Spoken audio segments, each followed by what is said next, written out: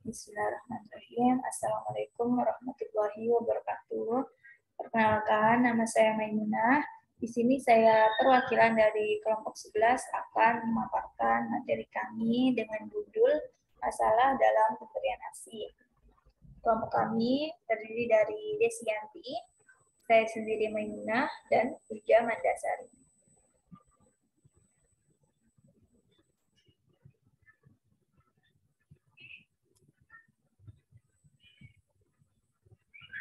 Poin pertama yaitu pengertian kemampuan. Kemampuan merupakan suatu kesanggupan atau bisa dikatakan dengan satu kata yaitu bisa melakukan suatu hal. Cara mengukur kemampuan dapat kita lakukan dengan observasi. Observasi adalah metode untuk menganalisa dengan teliti, terarah, dan mempunyai tujuan tentang tingkah laku yang akan kita lihat. Faktor yang mempengaruhi kemampuan ada 3. Yang pertama yaitu faktor usia. Semakin tua usia kita, kemungkinan faktor kemampuan kita akan bertambah. Yang kedua, faktor pendidikan.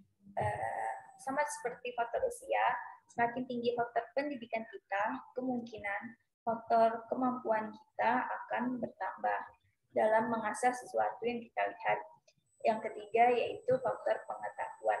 Faktor pengetahuan dapat kita peroleh dengan mendengarkan orang lain atau melihat orang lain melakukan suatu hal. Yang kedua, menyusui. Menyusui merupakan proses alamiah yang akan dilalui oleh seorang perempuan setelah melahirkan, meliputi pemberian ASI ataupun makanan bayi. Proses menyusui ini dimulai saat ASI diproduksi hingga saat bayi menghisap dan menelan ASI.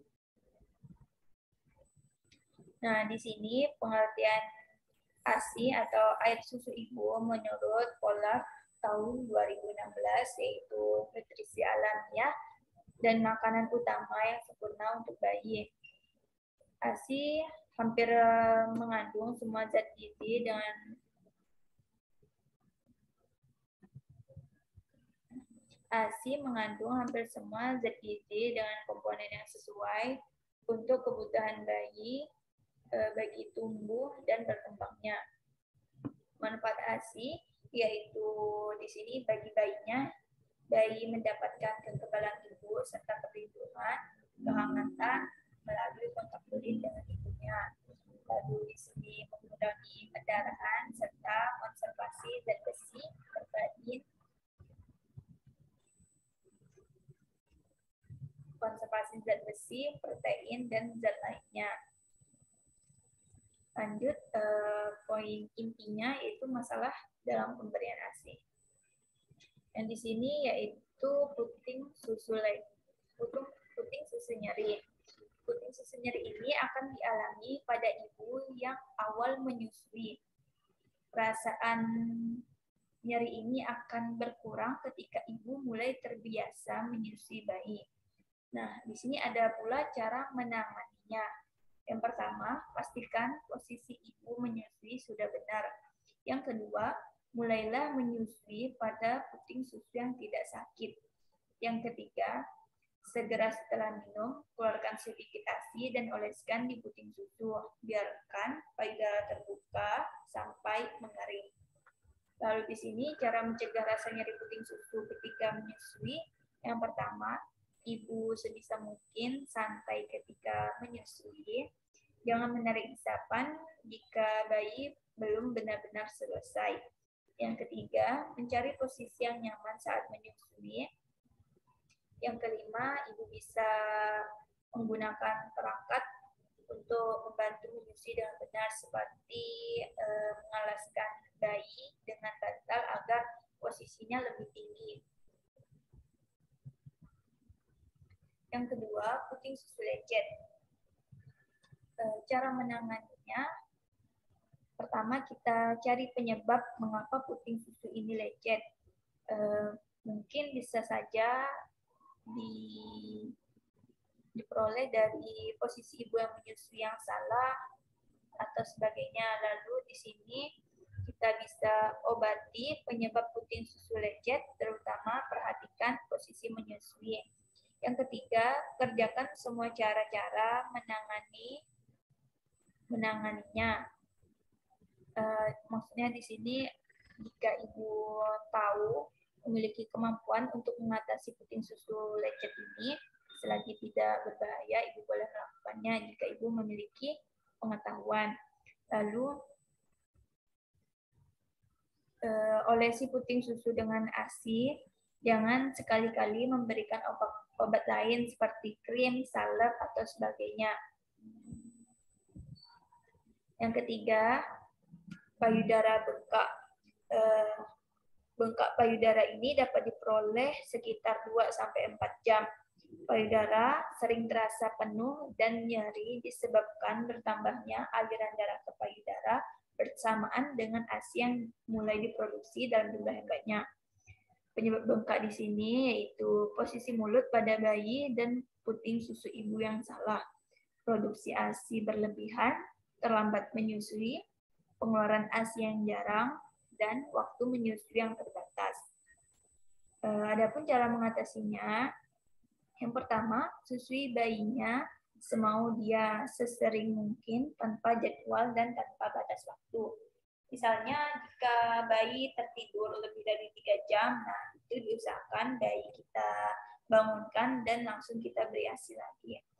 Nah, yang kedua, bila bayi sukar menghisap, keluarkan ASI dengan bantuan tangan atau pompa ASI yang efektif. Yang ketiga, sebelum menyusui untuk merangsang refleks oksitosin dapat dilakukan kompres air hangat untuk mengurangi rasa nyeri, pijat payudara, pijat leher, dan punggung. Yang keempat, setelah menyusui, kompres dengan air dingin untuk mengurangi pembengkakan. Yang keempat, mastitis atau abses payudara, yaitu peradangan pada payudara.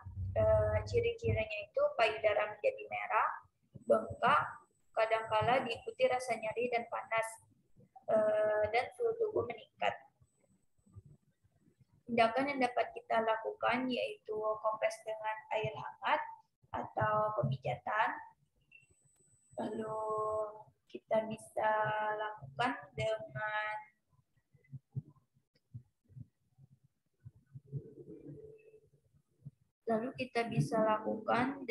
rangsangan oksitosin dimulai pada payudara yang tidak sakit, yaitu stimulasi puting susu, pijat leher, punggung, dan lain-lain. Nah, yang terakhir, kalau terjadi abses, sebaiknya tidak disusukan karena kemungkinan perlu tindakan bedah. Kita bisa konsultasi dengan dokter atau tenaga kesehatan lainnya untuk kelanjutan bagaimana cara mengatasi abses payudara pada payudara kita. Nah, poin yang kelima, masalah menyusui pada bayi. Yang pertama di sini, bayi sering menangis. Menangis untuk bayi adalah cara berkomunikasi bayi dengan orang-orang di sekitarnya. Karena itu, bila bayi sering menangis, perlu dicari sebabnya. Dan sebabnya tidak selalu karena kekurangan ASI. Bisa saja misalnya bayi merasa kepanasan, atau bayi merasa kesakitan pada bagian perut, atau lain sebagainya. Yang kedua yaitu bayi prematur dan bayi kecil.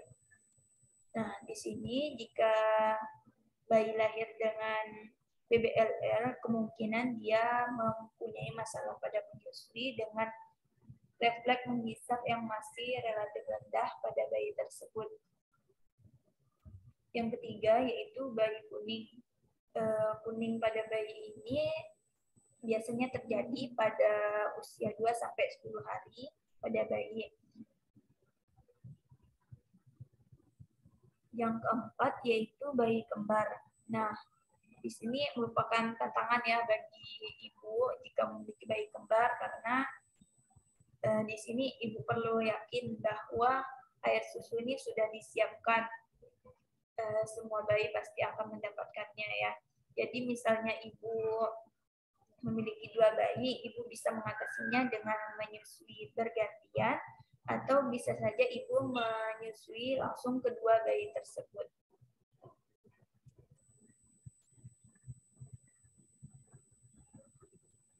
Nah, demikianlah tadi pemaparan materi dari saya. Kurang lebihnya saya mohon maaf apabila dalam penyampaian kata-kata yang saya ucapkan terjadi salah penyebutan atau lain sebagainya. Saya mohon maaf. Saya ucapkan terima kasih. Sekian dari saya. Wassalamualaikum warahmatullahi wabarakatuh. Terima kasih teman-teman.